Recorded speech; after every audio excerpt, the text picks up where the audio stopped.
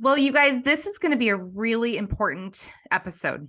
I think it's something that might be new to you. It's a fairly new topic, although I'm familiar with the idea of mold and cleaning up our environment. But I really hope that you pay close attention to today's episode.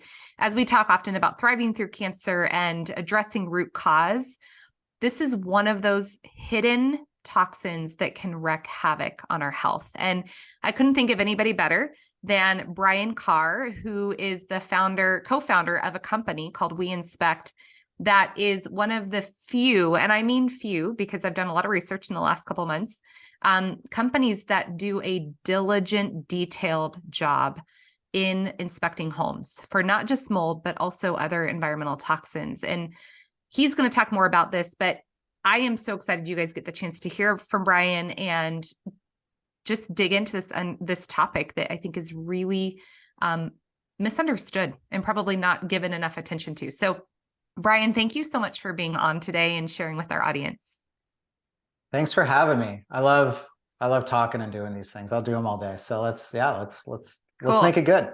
So tell me first, what got you into this? You've co-founded this company. So I'm sure there's backstory. What made you just decide one day you wanted to help people with their homes and their health? Yeah, well, it started before We Inspect. So I don't know, almost 10 years ago now. So first, you don't go to school to do this. No one's like, I'm going to go to school and I'm going to be this super specialized like mold and toxic. Like nobody does that, right? Right. So I just went to school or whatever, and I was actually in advertising. I was working at some big agency in LA, and in 2008, when the recession hit and the pullback came, I got laid off. And so I was like sitting in my room. I'm on like monster.com, like looking for jobs, right? And like I didn't necessarily love what I was doing.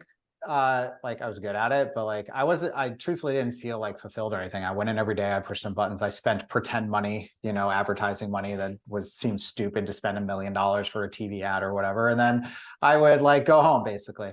And so I'm sitting here like looking, and I'm literally like typing out in search bars, like what types of jobs make you feel fulfilled and like stuff like this, right? I love it. And as I'm doing, by the way, nothing comes up. You do that in Monster, nothing comes up. And so anyways, I'm doing that. And then there's like a drip of water like that hits my hand. I'm sitting on my bed and it comes water. I look up and I see this stain in my ceiling, literally growing like this living thing, like a pipe had burst. And it was like a fast thing. And so I dive like out of my bed, like right when my ceiling collapses and like floods my room basically. Oh my gosh. Wow. So that happens. I'm living, some old whatever apartment in West Hollywood and in Los Angeles, and they're all old buildings, they're not taken care of and all the stuff, right? And so anyways, that happens. Landlord gets some guy out, the plumber comes out, fixes it, they dry stuff, like, cool, everything's fine, you're all good, right? Like, what do I know? I don't know any better, right? So I'm like, okay, cool. So I'm back in my room, still looking for jobs, spending a lot more time at home than I normally do, which fast forward to now, a lot of people are doing that now too, right? So there's like a correlation there. And I start not feeling right. First, I feel like I'm a little slower, like I'm just like sluggish. And then I started getting like skin breakouts. And then the thing that kind of pushed me over was that like I was starting to get like memory things, like the brain fog effects and stuff that people talk about. And I was like, yeah, there's something like definitely wrong going on. So my wife, who I'm dating now, or who I'm with now, I was dating at the time, and her dad is my father-in-law, who became my mentor and all of this. And she's like, hey, this sounds like a lot of people that my dad works with. He's literally like, especially at the time, like he has a twin brother. The two of them are like known nationwide as like the guys that know how to do this stuff for people that are sick. And so he ends up coming, finds a whole bunch of stuff in my apartment after the landlord sent out some cheapo inspector that was there for a half hour and said everything was fine, which is what always happens, right? Yep. He comes out, spends 2 hours, finds 8 different sources of mold in my room. Basically, he found that the water that had hit my ceiling had spread all the way across my ceiling and down all of the walls in my room, but there was no visible signs of the water damage because it had traveled like all the way down like that. I was literally sleeping in like a toxic sealed box for that time. And that's why it was hitting me so hard. And so anyways, he finds the stuff and he's like, so what do you want to do? I'm like, well, what do you mean? He's like, well, what's your goal? I'm like, such an interesting question to ask. That's a great question to ask. He's like, do you want to stay in this place? Do you want to leave? Like, what are you trying to do? And I'm like, well, I don't want to stay here. The guy already sent somebody in and said it was fine. This is turning into a headache, right? I'd like to get out. I just don't want to be here anymore. So he helped kind of coach me how to get out of my lease, basically. And there's a method to it, and doesn't work the same every single time, but there are things you can do to help move that along, basically. And so he helps me get out. And after all that happens, I still don't have a job, right? And I'm like, I'm like, I want to do this. This is amazing what just happened. I want to work for you. And he kind of looked at me. Keep in mind, I'm not married yet. I'm like dating I'm dating her for, I mean, at the time, maybe like 8 months or something. Like it's early. And I'm like, let me get into business with your dad. Yeah. So it was kind of weird, but for what, I don't know what it is. I was just like, I have to do this. Like, I don't know what it was. And so fast forward, I get with him, learn everything that I need to learn from him. And then how We Inspect happened was over time, we had started going to medical conferences to try to learn more about our clients, right? Because our clients are coming, I'm suffering from X, Y, and Z. I have Lyme disease, I have autoimmune, I have brain issues, I have neuro issues. You fill in the blank of all the things because it's so many things, right? Mhm. And so we're going to all these different conferences, and like it's the first ones we go to before they started knowing who we were. The doctors would come up and they'd be like, "Hey, so where do you guys practice?" We're like, "Oh yeah, we're not doctors." We're like, "What are you doing here?"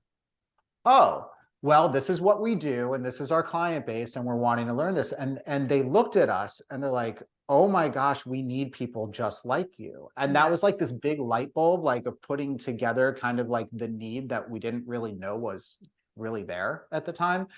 It shifted our company at the time into really focusing on the health side of things, and we dove deep on learning about the health side of stuff, and then working with doctors and collaborating with them to understand what they're looking for in testing and how it's impacting the body and stuff, and how we could find those things in the environment that can correlate to like the tests that they're doing, so they can help patients say, hey, listen, this is your house, it's here. Step one, fix exposure. Step two, get your body working again the way it needs to, and you start feeling better. And there's a formula to that. So it started with us traveling and just talking to the docs. And then eventually we started getting asked to present in front of all of the doctors and teach them about what we do. So like at ILADS, which is the International Lyme Disease Conference, at EHS, at TFIM, all these conferences. And I'm still, like, to this day, like I go up now and I train the doctors, right? And that's like Wow. how it goes. And so We Inspect started because at the beginning, we started getting calls from all over the country now because all the doctors know about us. And they're like, hey, can you help us? And we're like, we're a local company in LA. So no, sorry, I don't know what to tell you. And then myself, so the family dynamic, my father-in-law has a twin brother. That twin brother has a son, and he and I are around the same age. So we're like, oh, we need to figure out a way to do this. So he and I started We Inspect, which basically took everything in the foundation of what we learned. And we really invested in technology and understanding how to scale and do things where we can still keep the same quality control eyes on everything, but be able to extend our footprint nationally. And that's really what We Inspect was born out of. It was born out of demand, is really what it was born out of. And so that's where it came from. Wow. That is amazing. And I just have to help people understand this is the big, huge difference and problem in this industry is what you said is the typical inspector comes in, they have no understanding of the health implications of mold. And I imagine they also don't have an understanding clearly of how to look when it's not obviously dripping through your ceiling and through your walls. But that is the biggest thing with it's just like hiring a practitioner. You need to find somebody that truly understands the implications or exactly what the cause and effect is, right? And so that's what you guys do so well. And there's maybe two other companies in the whole United States that would come close to doing what you do. And they don't have the footprint that we do to be able to go around like us, right? Right. So there's maybe a place or two that you could go to where it's like a single individual and they have a company in a place like what we were, right? But to be able to have the scale to say, hey, I live in 2 hours from an airport in Idaho, cool, we can be there, right? I Or me, live wherever, I'm I live, same. whatever. I mean, you guys are Yeah. coming up here in probably a month and I'm 2 hours from an airport. So yeah, exactly. I love that you have that ability to scale to go wherever you need to go. Yeah, the one that you mentioned, just to like touch on it real quick, and then we can obviously you have a path for us to be talking down, but you have mentioned like inspectors need to understand the health thing. The one thing that I would kind of caution on now, it's it's easier for inspectors to kind of learn the lingo and talk the talk now, because there's so many more avenues of like these types of podcasts, and I'm putting out, I mean, I probably have 200 hours of content out there. If any of them just listen to me talk, they can mimic what I'm saying, right? Mhm. So, and it's been done, trust me, I've heard that it's been done. So it's, it used to be if they didn't know what the word mycotoxin was and they didn't know this and they didn't know that, that was a good barometer. You're like, oh, they don't know what they're doing. Now Right. it's a little harder. It's like people know like the buzzwords, and it's really being able to dive in and understand like what's under the hood and how they execute and how like all of that stuff, to really be able to, you know, try to find somebody that's the right fit. Yeah, and asking questions. And you guys offer free consultations, which we'll talk about actually at the end, kind of some steps and processes if people are concerned about this.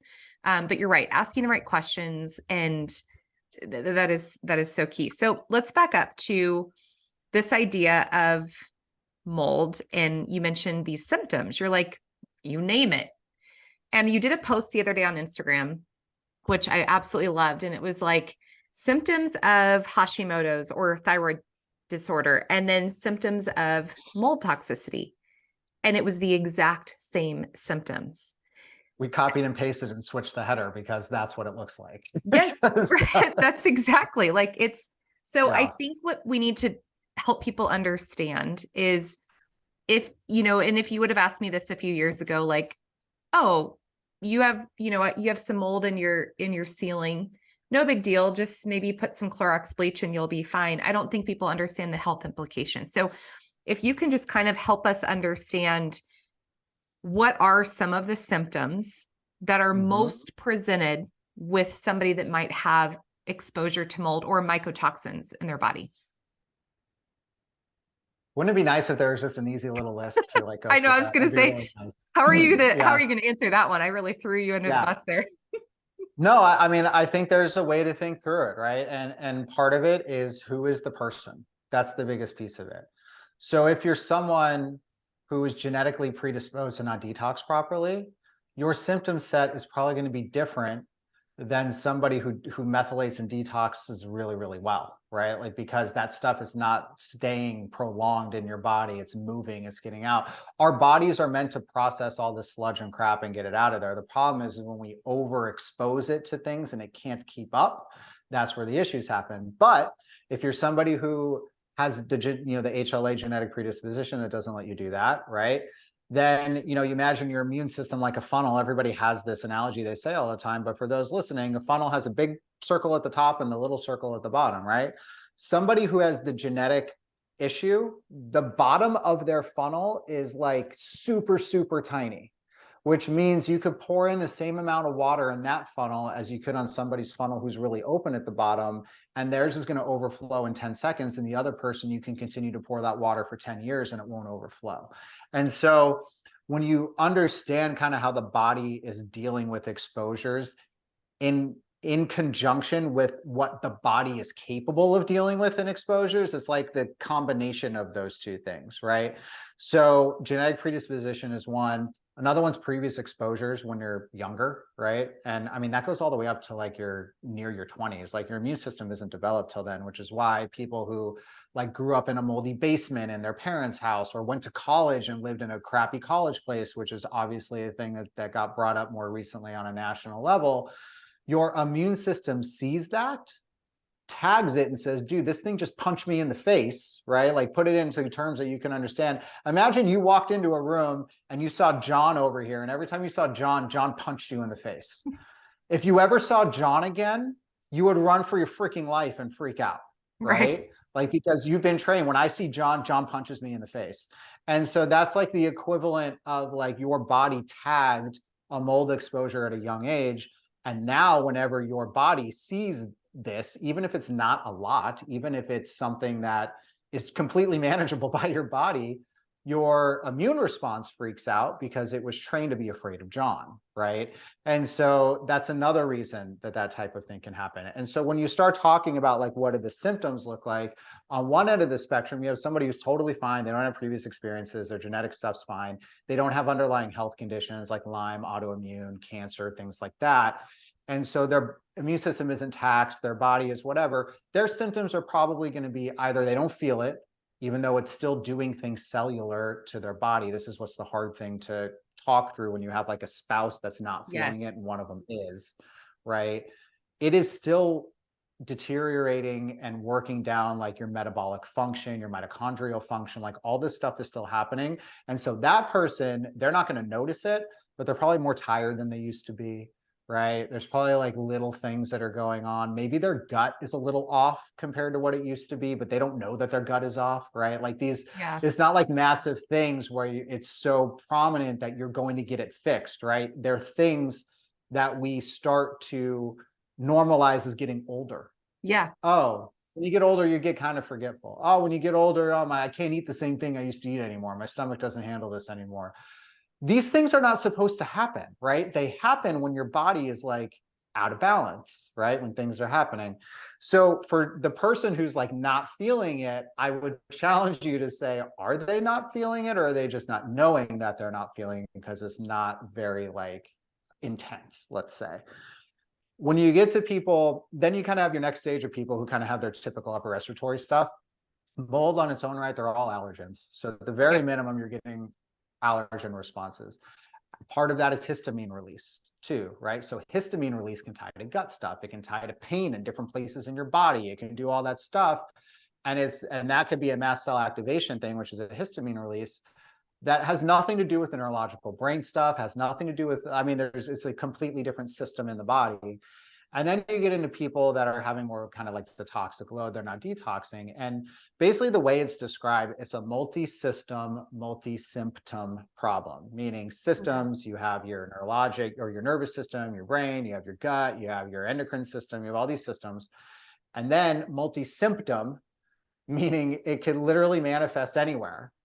Right. So for somebody who has Hashimoto's, it manifests possibly an increased autoimmune response to the thyroid stuff. Right. Yep. For gut people, it's a bigger thing there. It could be skin breakouts. It could be hair loss. It could be insomnia. It could be bladder issues. It could be late stage bedwetting if you're a child. It could be you don't remember stuff. Your brain can feel like it's on fire, all the way down to I'm coughing, I'm sneezing, all the way down to I'm just kind of more tired than I used to be, right? And so it's really hard to put like the one thing on it. You Right. have to understand how the body is triggering all that stuff. And then the question that comes up when you're talking to someone like this, like when I'm talking to someone like this, like, all right, have you talked to a doctor or a practitioner about it, right? That's like the first thing. Like, oh yeah, my general, whatever. Cool. Have you talked to like a naturopathic or an integrative doctor? Yeah, that's like the next question. Like, go to somebody who's actually trying to figure out why it's happening instead of giving you a pill.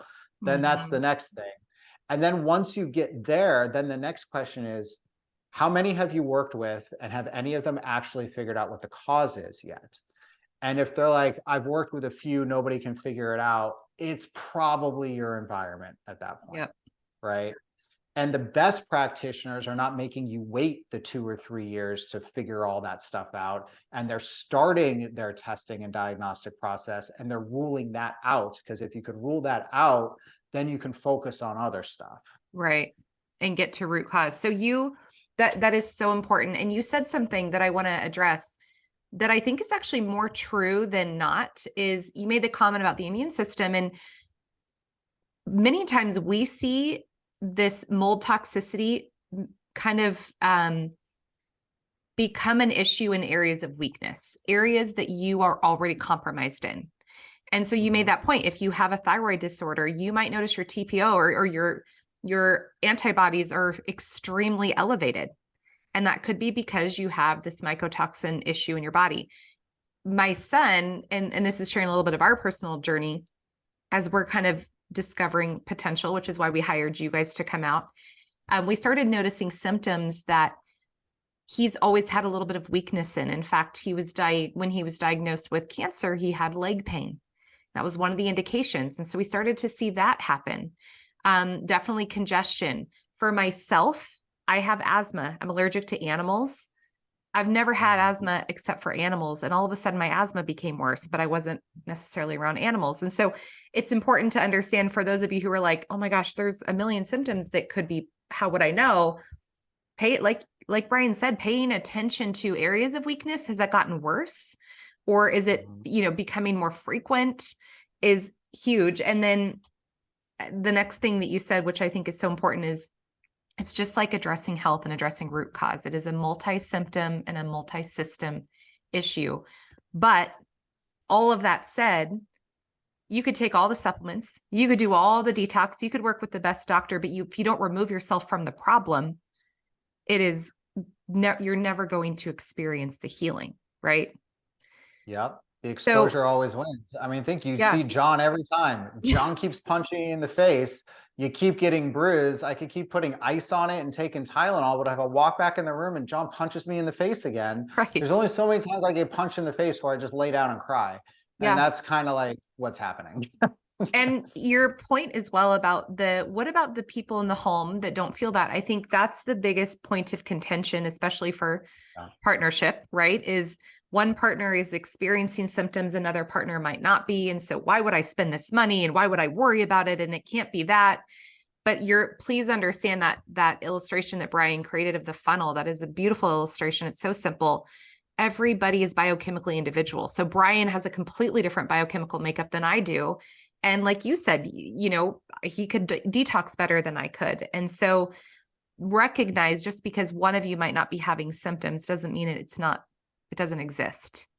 Genes load the gun, but environment pulls the trigger. Yeah. So a couple of things on that spouse piece. Cause I feel like I'm like an amateur therapist. Like you go into someone's house and you're sitting there and, a couple of things happen. One, the person starts crying when you walk in, and not because they're upset, but because they're thankful that you're there and someone believes them. Now, if they have a spouse in the house, it makes you feel not great for them because the spouse clearly doesn't believe them, and that's caused this reaction, right? And it happens more often than you think. And then you have the spouses that do believe them, but they just don't understand, right? So you kind of have like the two. So you have kind of like two different, like, it's funny, I was reading this book a while ago. I did a whole podcast on it. I thought it was so interesting. I actually think it's episode 88. I just looked it up the other day. So if anyone wants to listen to it, like go listen to it. I'll link it in the show notes. Yeah, it was talking about like someone's ego, and that subconsciously your goal as a human is to protect your ego. Your ego is a super fragile thing. If your ego believes something, it's like you are subconsciously trying to coddle it and say, yes, what you believe is okay. I'm not going to challenge you. This is right, right? And there's this thing that's going on. And with that then becomes defense mechanisms. That's where they're born. They're born out of the need to protect your ego, right? So two of the big ones that I see are denial and rationalization. Those are like two of the big ones that I see. Now, denial is the harder one to deal with because you have the spouse that's just like, no, you're crazy. This isn't a thing. This isn't a thing, right? That was a little harder. The rationalization thing is a little easier because what they're doing is they're rationalizing off of current information that they have available, right? They're open to it, but they're rationalizing and they're saying, well, this can't be because of X, because of Y. There's no way this can be. They're saying it can't be because of X or Y. The door is more open on that front. So if you have a spouse, try to identify which of the two they are. Are they denial or are they rationalizing, right? If they're rationalizing, then like the little tool or the trick, and I'm not a psychologist, so whatever, but the little tip is try to anchor their rationalization in something that contradicts it, okay? So for example, you're saying, and you're 100% right, people react differently because genetically they're different by, whatever, right? Okay, cool. Take mold and stuff out. They can't see it. They don't understand it. You can't wrap your head around it, and tie it to something they understand. Weight loss is something that everybody understands. You have two people. They weigh the exact same amount. They eat the exact same diet. They work out the exact same workout routine. Their goal is to lose weight. One of them loses 30 pounds and the other one loses 3. Why? Because their body is different. Okay. So that's a thing that is known, that everybody knows. So why then is it out of the realm of possibility that my body could be losing 30 pounds, i.e. getting sick, and yours could be losing 3 pounds and not getting sick if the underlying theory behind why that works is the same theory. Yep. Right. So And good. so if you could try to like anchor to something that makes more sense on the rationalization front, then you can maybe try to get some progress there. On the denial front, it's about diluting their denial with undeniable proof until the point that their ego is like, I look like an idiot. Change. Right. And so the undeniable proof has to come from doctors. It has to come from like credible sources for them. It can't, honestly, like I'm not even credible enough for a lot of them because I'm just some dude that's on Instagram that talks to a lot of people, right? Yeah. Like if you're doing that, it's like, what certifications do they have? What papers have they written? What research is published? What's all that? What case studies of patients that have done this and done this? If you dilute the denial with undeniable stuff to the point that their ego is like, oh, I look stupid now, the defense mechanism has to shift because it's all about protecting the ego. And then all of a sudden they're open to it. Right. Yeah, so these are like two little things to like yeah. think And about. I I know think, it's like old stuff. no, I think that's so important, Josh. My husband and I just recorded a podcast as well about, what it looks like to have a healthy marriage in the midst of a cancer diagnosis, especially with your kid. It's rough. And we learned so much. And one of the things that he said, which I just appreciate so much about him, is he said, I wasn't willing to do the research myself. And so I had to make a choice to trust my wife, who was. And if I wasn't willing to get up at 4 a.m. like she was and read medical books and read medical journals and research, then I had to just make a decision. I either trust her and just lock arms with her and walk this journey, or I get off my butt and I do it myself. And so I think that is what you just said is a really help. Those are very tangible things to do if you have a spouse that is one or the other. But at the end of the day, like, man, you got into this partnership, like, hope it's built on trust, right? And just trusting your partner. And health is rough. And I know you kind of, you hit on this a little bit, but the problem with mycotoxins and with this mold exposure is speaking of my pool guy is in the pool house, which shares a wall with my office. So there's like tapping. I'm sure there's mold in that wall. Just I kidding. don't hear it. So we're all good. Okay, good. Like I can just hear tapping. But you kind of hit on the fact that a lot of these conventionally trained medical doctors kind of poo-poo when people come in with these symptoms because their labs look fine. Their phlebotomy, like their actual blood work labs, are like, oh, everything's fine. I don't know why you're complaining of brain fog and fatigue and numbness and tingling and diarrhea, and you have all these symptoms, right? And so that is something you mentioned that a lot of conventionally trained doctors don't recognize this because they're not taught to look for it. A, they don't know how to treat root cause. B, and I mean, wouldn't you say it's kind of become it's become more of an epidemic?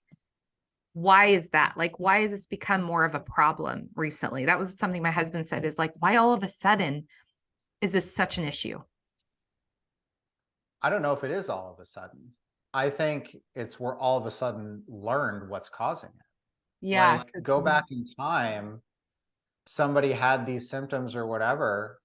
What you're saying about traditional medicine, that was all still the same. I mean, the books, listen, I'm sure there's updates and there's things obviously like doctors learn stuff, right? But like the core foundation practices of like Western medicine hasn't like dramatically changed over a long period of time. The same in my industry. The same standards that existed 20 years ago are still the foundation standards that are used to move forward. And the reality is those standards are stupid and they don't make sense.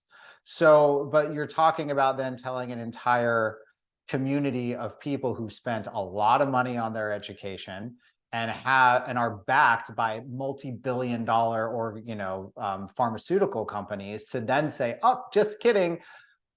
Let's actually fix the problem instead of prescribing all the medicine over and over again to treat it and lose all the money, right? It's just, it's unfortunate. It is what it is. And that's why people have to take kind of control back. And there's a place obviously for doctors, right? Like I use that, everybody uses, there's a place for them, but you have to understand that like when you get into these more complex things, that's not I broke my leg or I have the flu or something, and you get into more complex systemic things. The nice thing about today is that there's specialists for all of this stuff. It's not like shunned. I mean, some naturopaths still can't be licensed in places, but they still are there and they can help you, and they can help you navigate if there's medications or whatever has to happen. But like, the information is out there. The amazing thing about the time that we're in right now is there is a bunch of information out there. On the flip side, 90% of it is like, what the hell is this person? It doesn't mean Yeah. anything. It's somebody just talking to get clicks, right? So it's like, you have to understand how to kind of navigate that and have like a filter. But if you can do that, it's out there. And Yeah. the thing about like our world, between the medical, your side and my side, we're all kind of connected. Mhm. Like, we have like a little group, like game recognizes game, kind of like, it's one of those things. And like, doctors don't refer to you if you don't have results for their patients, like it stops, right? So Right. then doctors start talking about it. And so if you get in with the right practitioner who understands how to do it and they've had success, they're going to be able to help connect the dots for somebody like us, whether it is us or whatever, right? To then Yeah. help on the other side of things. So a lot of times it's just like, get the first domino to fall and kind of like get an invite to the party almost. And then you meet everybody at the party that's like on your level, Yep. and then you have a great time at the party, right? Right. So That's a good, you have yeah. great analogies. I love it. That's so good. And I want to talk about that next is like, what are some kind of first steps people would take if this is a possible concern for them? But before I do, I've just been reading through the Old Testament of the Bible, and in Leviticus, there God actually talks about that he's kind of laying the law for his people going into the promised land. Okay. They haven't gotten there yet. He is priming them to be aware of the fact that if they find mold in their homes, here is the process of what to do. And literally, like in the Bible, it's talking about how toxic it is. It has to be scraped off. If it doesn't come off with the scraper you find in other places, you have to burn the house down. Like, this is in the Bible. So as I had said to you, Wow. like, it feels like it's a new issue. Well, clearly it's not a new issue, but I do agree. I think that because of the mass amounts of information, it's come to light, but also we've gotten sicker as a nation.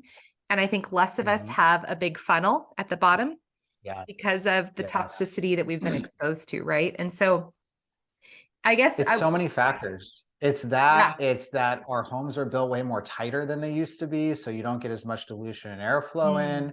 It's that we don't go outside as much anymore because yep. we're all lazy technology people now. And so like, that's a Totally. thing. Our diet is exactly what you said, and all of our pesticide exposure and our heavy metals and our PFOs and all the stuff from our pots and pans, like all that stuff is hitting us. You add all that stuff together, and this is when you have like the spouse that's like, well, mold's been around since the Stone Age and it hasn't been Right. happening. Cool. In the Stone Age, our houses weren't built as super tight boxes. We weren't eating pesticides every day. Like, let's talk about the things that are different now from then, Yeah. and talk to me that you can compare those things together. 100%. No, that is so true. Um, okay, so let's say then that, and I'll share a little bit of my kind of what got us into this journey and how I found you. But in my case, we moved into a new house and we just saw some signs that might be an issue, but from physical perspective, like we could see signs on walls and made us kind of Mhm. question. And then we started seeing symptoms. And for me, my symptoms, and I'm really healthy. Praise God. I do detox well, but like I said, I noticed my asthma getting worse. I have still numbness and tingling at night in my arms and my hands, which is a common sign. Yeah. Some off and on digestive upset, which is very normal for me. And so this all kind of propelled me as a practitioner to go, okay, these are signs and symptoms of what I understand to be possible mold toxicity, right? Now I knew that because I'm a practitioner. So my first step, and I wasted some money. And so I want to kind of share and have you actually give us what you would advise somebody to do. I spent about $500 on some mold plate tests that we did, which was helpful in a way. I don't want to say it's a waste, but it kind of showed us, yep, there's definitely some mold in your home. Not a really Mhm. solid way because you don't know where it's coming from or, all the details.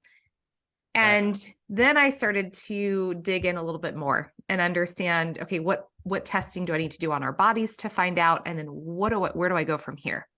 So we found you, thank God, and we've hired your company. And I'm so excited for you guys to come out. And I'm going to document all of this, by the way. So for my listeners paying attention, we'll be doing kind of videoing the process. Brian mentioned they're here. They'll be at our home for a full day, like almost 8 hours, doing a very thorough inspection, and then giving us the results. So I'll be documenting this whole process and sharing it online. But if somebody is right now looking around their house as they're listening to this, or starting to go, oh my gosh, yeah, so-and-so in my family or myself, I've been noticing some symptoms. What would you say are kind of the first steps? Like, what would you advise them to do with this information and realizing the possibility, what would be next? Yeah. So if it's just, is it happening? Is it not happening? My mind is open to it. If it is, let me try to get some sort of validation that it's something I need to go down. Then it's really a screening test, right? To show you kind of the current state of the situation, right? Now, you attempted it with the mold plates. The mold plates are just not the move, right? And the reason, real quick, because I know because they're cheap, you could buy them for $20. It's like, hey, I could get all these mold plates, and then like all the stuff grows on them, and it's like, listen, the way I truly, like I told you, my background is like marketing, advertising, right? So when I look at stuff, it's like, how are they positioning things, and what's the story that you're telling that's getting people hooked on the story, right? Like that's part of it. And so the story that mold plates can tell is that you can see it. And that's the story they can tell, because most mold is hidden. You don't walk into homes and see stuff all over walls all the time. It's always hiding places. But if a spore happens to land on a mold plate and it happens to be the right food source on that mold plate for the spore, which isn't always true, but if it is, then it grows. You're culturing it, right? And then you look at the plate and you go, oh my God, look at all this here. When the reality is, the spore that fell on there could just be a normal fungal ecology in your house. There's Yeast always or spores floating around in your house, right? It always happens. But because you took the random spore that is normal, there's always a normal amount. Like, everybody needs to know, you're never going to have a net zero mold issue in the house, right? That's never a thing. There's always something going on. You just don't want the sources inside the house, right? But stuff comes in, like that's going to happen. The one spore lands on this, it's like catnip for mold. It grows like freaking crazy. And then all of a sudden you're like, oh my God, one, this worked, so I can keep buying mold plates, right? So like their validation on their product is, hey, we show you when there's mold growing. See, here's what it looks like. And as somebody buying it, you're like, yeah, it's there. Cool, I should buy this thing, right? right. Here are the problems with mold plates, right? Number one, it only accounts for what's called a viable spore. Viable means that the spore is actually able to grow at that time. There are viable and non-viable spores. Most spores are non-viable. There are viable spores, meaning if you had a non-viable spore land on that same exact plate, the same exact mold type, it's just non-viable and ready to grow, nothing will happen on that mold plate, right? The majority of spores in a house are non-viable. They're not viable. So you're missing a chunk on that. The second thing on it, the plates have different food sources in them. So that like gelatin stuff in there, it's called agar. It's the food for mold, right? Well, certain molds like certain food types, just like I love pizza, but then somebody else loves, whatever, right? And so if it's a food they don't want to eat, like my kid last night decided he was boycotting chicken nuggets. So he's like, I'm not eating chicken nuggets. So what happened at the end? All the chicken nuggets were left, right? As opposed to if I put, let's say, a pizza in front of him and he's like, no, no, no, no, no, no, no, and he ate it all. The mold's the same way, right? So if it doesn't like the food that's there, it's not going to grow. And you could and the thing about them is they underreport severely what's happening in a space. And that's like the big point on it. But you get the one or two things that happen to land on and grow, and you think that you're getting like real eyes on what's going on. So anyways, that was like a tangent on mold plates. But no, that's helpful because I think, again, trying in this, being sensitive to partners in the house that might not be really on board with this. Like, you don't want to be wasting money and throwing money out on things that just aren't going to be very helpful, right? So no, I think that's a helpful explanation. So here's what you do. It's dust testing, okay? So dust testing allows for a couple different things. The first thing it allows you to get a historical perspective of what's gone on in your space. Meaning gravity brings stuff down to the surfaces, right? So if you've had a mold problem for 10 years and you've never cleaned your house, let's say, you have 10 years of load that's falling in the dust in your house, you probably have other problems. You have to clean your house for 10 years, but just for the example, you collect the sample, you're now understanding the cumulative effect of that entire time period, and you can get a feel for what's going on. Okay. Now, some people will then argue, well, like, I clean my house all the time. I promise you, if I came into your house to collect a dust sample, I would find all the places you don't clean. And I can't tell you how many times people are like, oh my gosh, you like really clean my house better than my house cleaners. Yeah, because people only clean like what's easy to reach and what they can see, right? Like that's all that they can clean. Trust me, there's plenty of dust sitting around your house you have no idea about and you don't care about, even if you're paying your cleaners $500 a month to come in and do it. Okay. And I'm So 5'1", so I clearly don't reach all the places. yeah. No, it's a normal thing. So the one thing is that you're able to get a historical view. Why it's important is, so like with the mold plates, gravity has to bring it down to this, what, 3-inch by 3-inch circle that happens to be sitting here. What if the mold falls 4 inches over this way or 6 inches over that way? You don't get it. You run around with your plate like a crazy person hoping to catch all of it. Like you can't do that, right? So with the dust collection, all you're doing is basically taking a Swiffer pad and just wiping dust all over the place. Super easy to collect, way more kind of accurate in terms of what's settling down in the surfaces. Now, the other big reason that dust testing is incredibly important is because it's not only looking for spores. All of us hear mold spores, right? Spores this, spores that, whatever. Spores are not the biggest problem. Spores are a problem. I say they're not, but they're not the biggest problem, okay? And it's because of the size of the spore, okay? So if you guys have, anybody listening has ever heard of like a HEPA filter or the phrase HEPA, right? Stands for high efficiency particulate air. It basically means it's filtering particle size to around 2.5 micron in size on particle size. That's what it means. A mold spore is about 3 microns in size. So in theory, they're saying it reduces 99.9% of mold because in theory, it reduces a little bit smaller than the size of an average spore. Cool. So here's a quote from a research study that's like, oh, great, that's not enough. So there's multiple studies out there to do it. The spore is not the issue. It's the fragments that break off of the colony that are a bigger issue. So for those of you listening, imagine a tree outside, okay? The leaves on the tree are the spores. Leaves fall off the tree. These are your spores. You're like, cool. Now imagine a gust of wind comes by and blows the tree, the trunk, the roots, the branches, the bark, all of it into teeny, teeny, tiny pieces that are 1,000 times smaller than the size of that leaf. That is what happens to mold colonies in our houses. This is what's called fragmentation from the fungal fragments of the mold. They can be up to 500 plus times smaller and in quantity of a spore. So if you had like 2 spores of Stachybotrys, which is what's known as a black toxic mold, you could in theory have 1,000 fragments of that floating around. Now, the reason that's important is because our body has a natural filtration kind of built in from our nose to our throat to protect our lungs from all the stuff that we breathe all over the place, right? The fragments are small enough to get through all of that without getting held up. So think you have a net, right?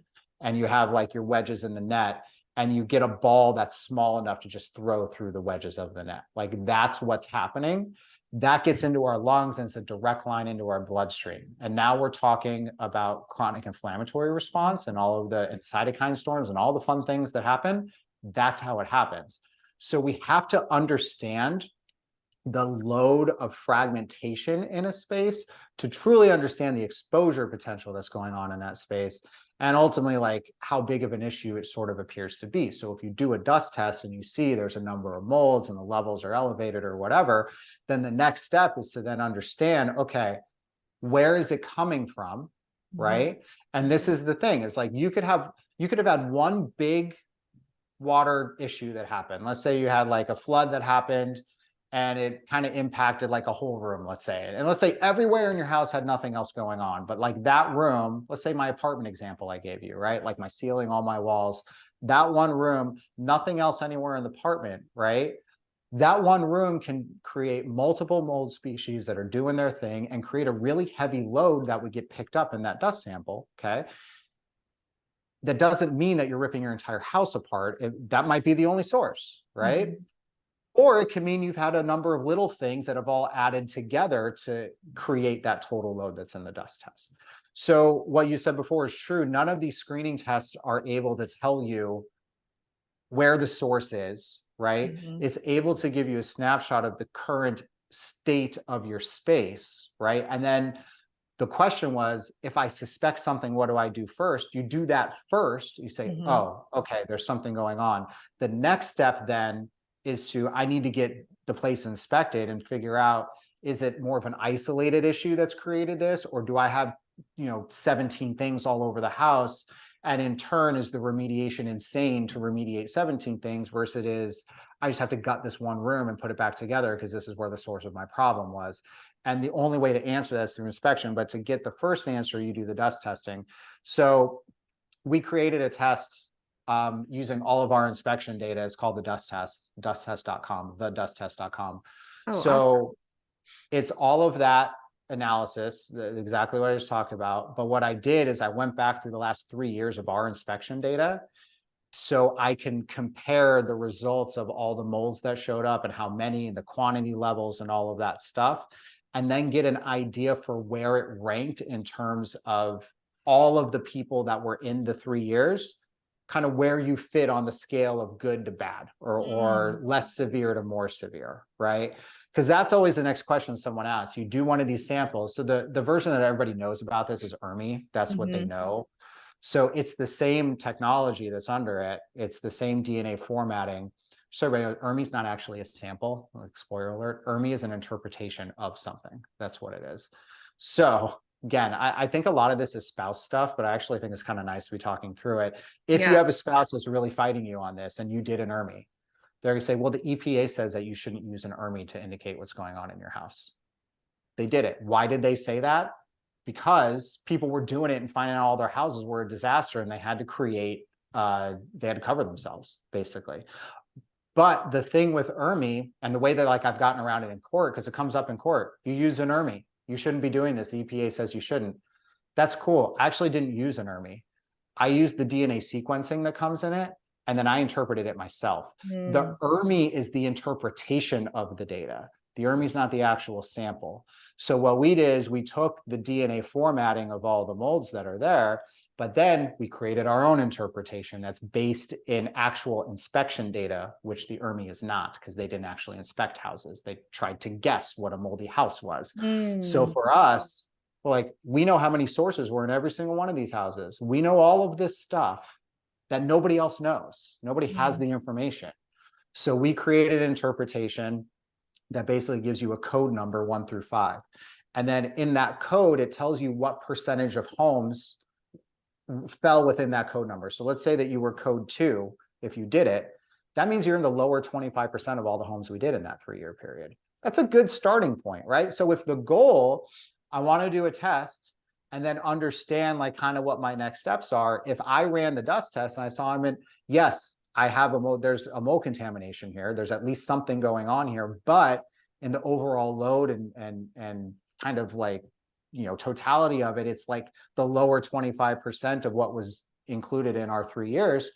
That's a place that you obviously are I should make this place work because the odds of me finding something else are really, really not good in comparison, Mhm. right? So that's a long-winded answer for the type of test you use, why you use it, and then obviously a shameless plug for what I put together. But I do think that it's a better solution in terms of interpreting it. And the other nice thing that comes with the dust test is then you then get a phone call tied to the dust test to help talk through your circumstance and what your goals are, instead of just saying, oh, it's bad, it's good, whatever. It's cool, get on the phone. All right, do you rent? Do you own? What's your goal? What's your house worth? What's this? What's your plan? What are you able to do? Cool. Okay, based on all that, I think that this would probably be the next best thing for you. Yeah. Sometimes it's a training thing. Sometimes it's, hey, you probably need an inspection to dive into it, whatever it is. I love that information. So, and just to recap, the dusttest.com is a place people to start. They go to that website, they order the sample kit, they do Yep. it themselves, they send it back Yep. to you. Then they get a Mm-hmm. phone call to review the results to help them understand what this means. And then, like you said, from there, depending on the severity, or even depending on, like you said, what is their goal? And for us, our goal is we want to create an incredibly healthy living environment. And so we're willing to do whatever that takes. And they decide possibly the next step, and this is what we're doing, is having you guys send your expert inspectors to the property to do the thorough investigation. Yeah, exactly. The piece about being able to talk to somebody who gets it is like, if you ran an So ERMI important. somewhere, they're labs. Labs don't know houses. They don't get it, right? So if you call the lab and say, can you tell me what this means? They would say, no, you have to go find someone to tell you what it means. That's not Yep. what we do, right? For us, we created kind of, it's a separate entity. We actually partnered. I don't know if you know Michael Rubino, or if you've come across him at Who? all with Home Cleanse. Michael Rubino. Um, I but don't know. he owns a remediation company called Home Cleanse that we refer all of our all of our clients to. So you'll end up getting that referral down the road.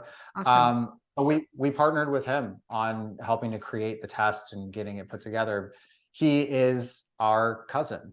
So, or he's my cousin and he's my business partner. So my business partner is my cousin. And Mike is my business partner's brother-in-law. So he married my partner, whose name's Corey. He married Corey's sister. They went to high school. My partner and Mike went to high school or to college together. Mike married Corey's sister. It's all That's like awesome. It's a it's family all family operation. put together. But it's nice because we all came up the same way. We understand who the people are that we're serving. We understand the processes. We understand all that stuff. And we're working together in different facets of the industry to try to make change, to try to provide tools and services that are helpful and to help guide people. And you said something that is invaluable, is being able to talk to somebody that understands the significance. And like I mentioned before, and you touched on it as well, a lot of these people who have been suffering silently for such a long time have just been getting eye rolls or kind of head shakes from not only their doctors, but family members, and they live in this frustration. And so to be able to actually talk to somebody on the phone that can be empathetic to understanding, like, yes, what you're dealing with is real. You are totally experiencing those symptoms. That is real. But guess what? There's something we can do to help. Like that just in itself is so valuable. So I appreciate that. I was telling Brian earlier before we hit record, I've had the opportunity to talk to one of the gentlemen that work there. And I just said he was so kind and so empathetic, and like just hearing our story, he wanted to know the kind of the health history of our family. And it felt, and I'm a practitioner. I don't necessarily need that edification. I trust the process. I understand what's happening, but it just made me feel so much better about partnering with somebody who is like, no, we really care about your health. Like that's the number one. I'll tell you, empathy is one of our company core values. If you're not empathetic, you don't work here. That's Yeah, it. that's When good. we're hiring, are you empathetic? Are you accounting? We have, everybody has, companies have their values. Empathy is the top one. If we get off the phone in an interview, we're like, nah, this person isn't it. They don't work here. They just don't work here. It's the end, right? And if there's a point where that empathy goes away and people start going through the motions and all of that stuff, there's real conversations and sit downs that happen because it's not acceptable, right? Because of what we do and who we work with, and we understand the role that we can play in someone's life, and you can't mess around with that, right? Yeah. You've got to understand, like, is a real thing that we're doing. And if you get on the phone with somebody who's been going through this for a few years and this or that, and you're not really like on your game that day, and you're just kind of like, whatever, let me get through this call. And let's say the call just fades off, right? And like nothing comes of it, and we don't provide a resource to help or something like that. The implication of that for the person who called could be another 3 years. Yeah. Like that's the implication of that. And this is stuff that we reinforce over and over and over again whenever we have hands-on meetings, annual meet, like all this stuff. Like that's what it means. And in any job, you sometimes get caught up in just your day-to-day, right? I have tasks, I do things, I do that. It's so important for everyone at We Inspect to understand why we are doing things.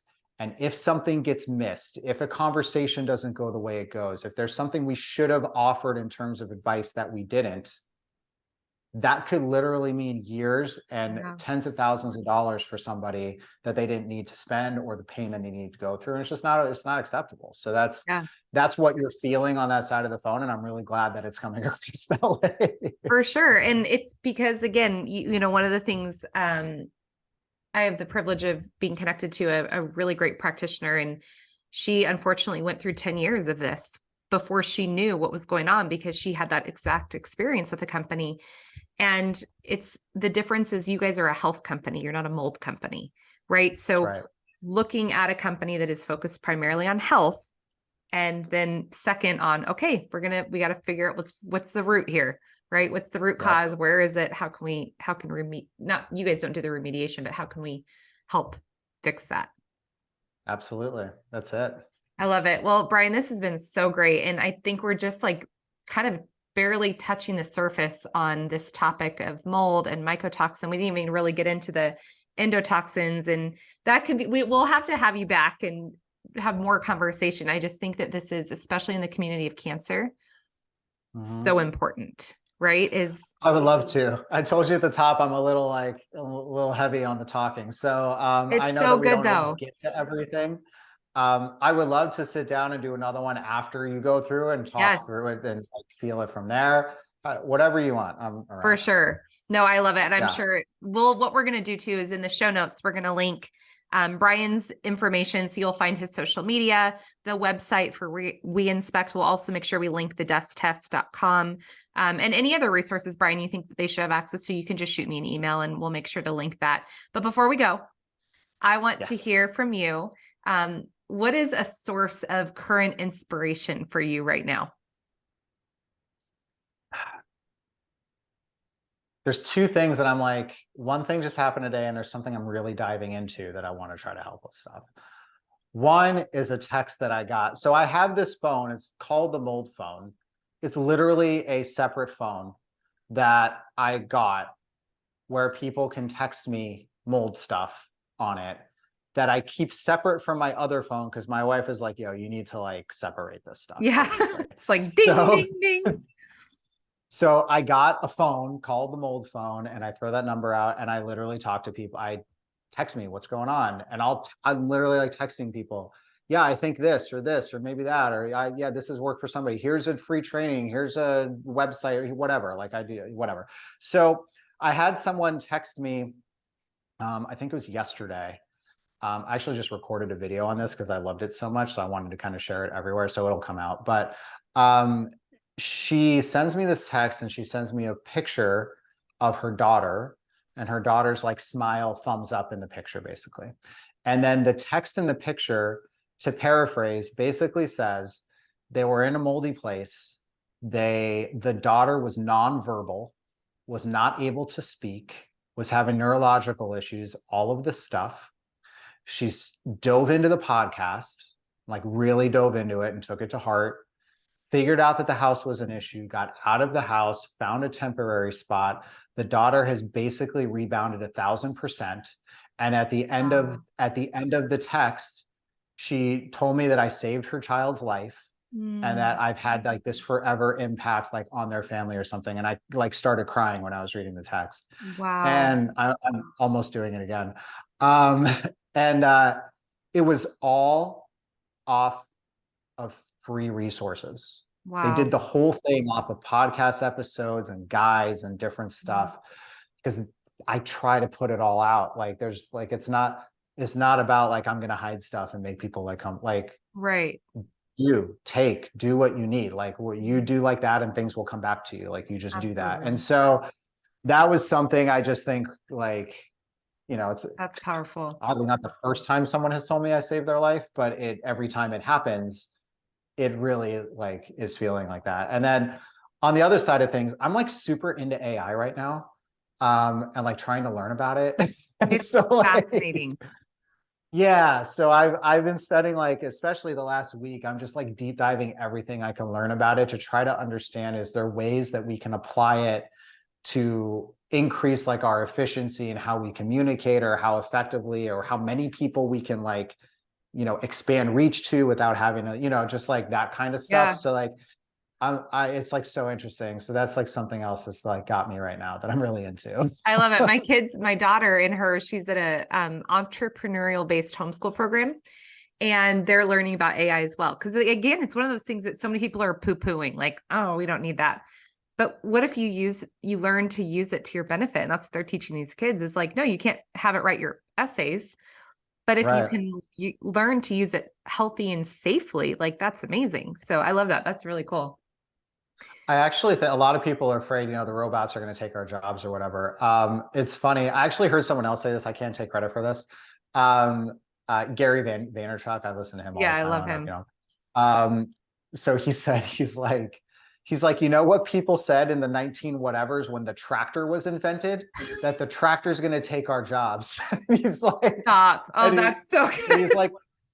he's like, what happened? We started driving the tractors, and then we were able to do other things that we needed people to do, and it made us more efficient, and it made us progress in this and that. He's like, AI is the new tractor. That is so good. Yeah, it That's was funny. It's a that's a good good one. perspective. Way to like drill it down for people who are so intimidated by AI. It's the new Yeah. tractor. Anyway. That's good.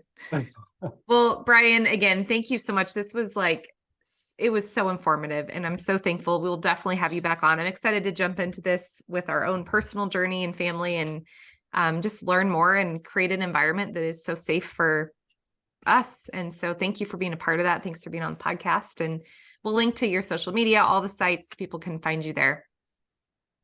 Awesome. Thank you for having me. It was great. Yes, absolutely.